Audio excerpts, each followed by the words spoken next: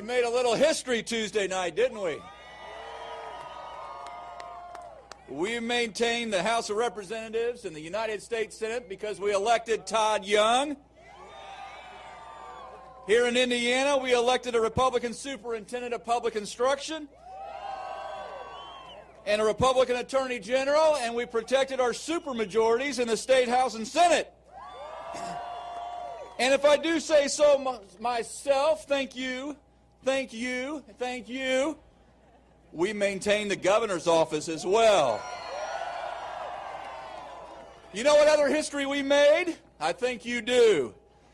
America, starting right here in Indiana, just after 6 p.m., elected our very own Governor Mike Pence as the next Vice President of the United States of America.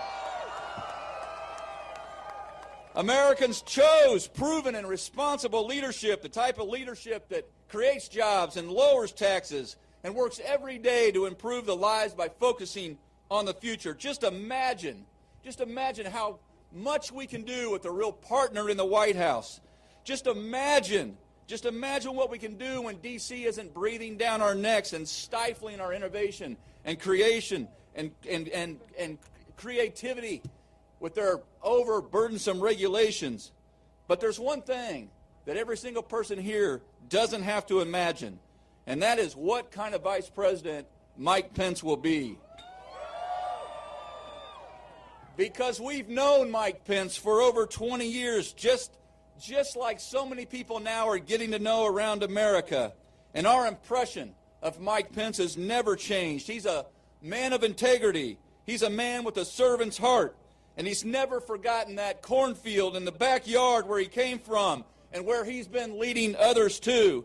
And like I said about Indiana on Tuesday night, when it comes to a Trump-Pence administration, you ain't seen nothing yet. Ladies and gentlemen, please give a great big Hoosier welcome to our First Lady and Vice President-elect of the United States of America, Mike Pence.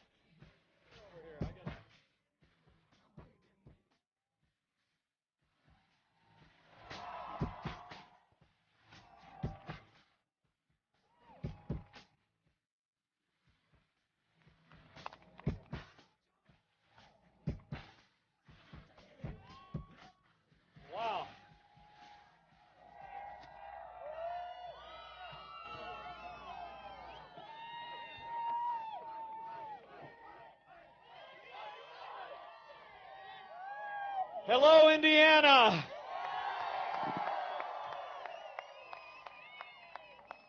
It is wonderful to be back home again. Thank you all for coming out. And it's a special joy to be introduced tonight by the governor-elect of the state of Indiana, Eric Holcomb, and his wonderful wife, Janet. We're also so moved to have so many neighbors and friends to give us this warm welcome home tonight. Especially grateful to be joined by one of the great public servants in my lifetime in the state of Indiana. I know he is here, but Senator Dan Coates and his wife Marcia are with us. Would you join us in thanking them for a lifetime of service to the state of Indiana? And also grateful to be joined with newly re-elected majorities in the Indiana General Assembly by Speaker Brian Bosma and his wonderful wife Cheryl. Thank you, Mr. Speaker. Thank you for honoring us tonight. And to all who are gathered here today, we are deeply humbled and moved by this warm Hoosier homecoming. You know, in my life, I've been blessed in so many ways. Blessed to represent my hometown in our nation's capital. Blessed to have had the opportunity to serve as governor of the greatest state in the greatest nation on earth.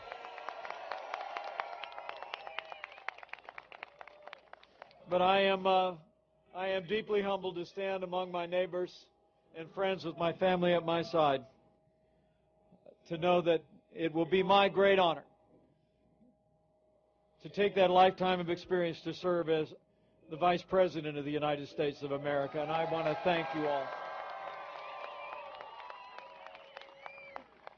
I'm just here to say thanks and here to give lots of hugs. First and foremost, I want to thank the love of my life, a girl I met at the very same church where we voted on Tuesday, who has been at my side for 31 years, been at my side over the course of this campaign over the last 4 months, and she is going to be an extraordinary second lady of the United States of America, my wife, Karen Pence. And we're so grateful to our children, our son, Michael Joseph, who couldn't be here today, serving in the Marine Corps, our wonderful daughter, Audrey, who's overseas. But I want to give a special thanks to our first daughter, our middle child, who literally traveled across the entire country with her mom and dad. I said she was babysitting her parents while they ran for Vice President of the United States. This is an amazing young lady, our daughter Charlotte, and we couldn't be more proud, and we're grateful.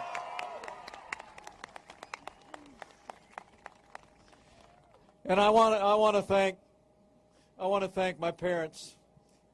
My dad, who I have a feeling is looking down from glory and very surprised. and I want to thank my mom, whose energy, whose love of this country as the daughter of immigrants, whose passion for service and passion for our family continues to animate all of my life. Mom, thank you. Thank you so much.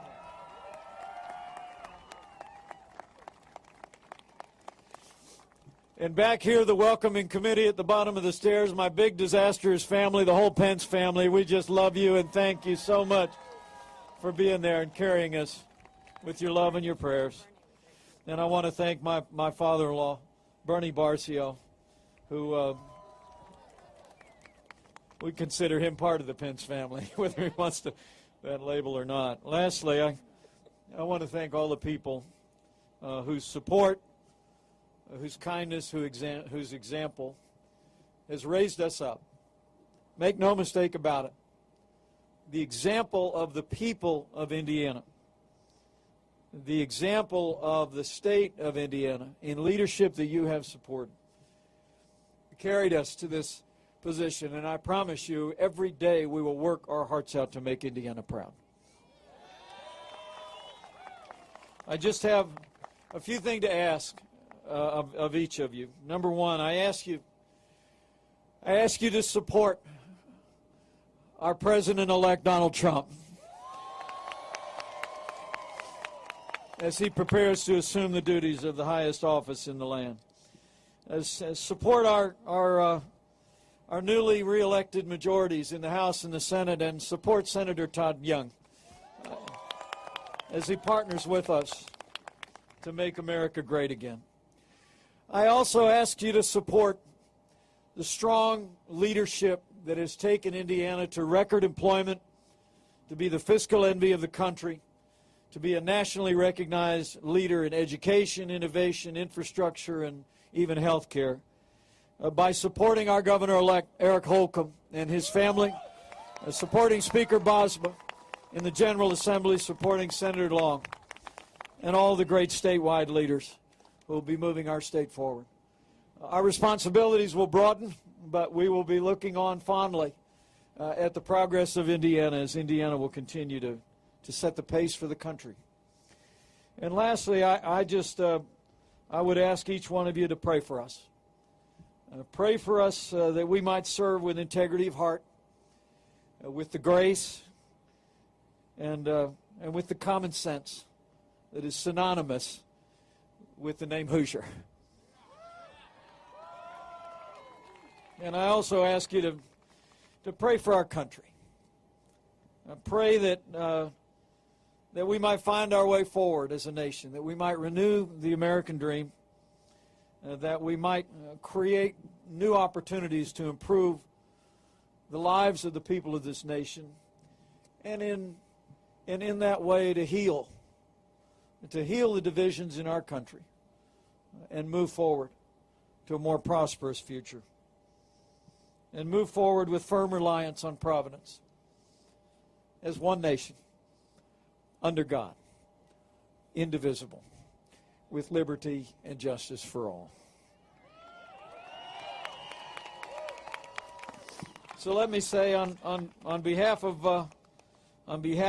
my family, and my kids, Mom, our whole extended family, I just want to say thank you.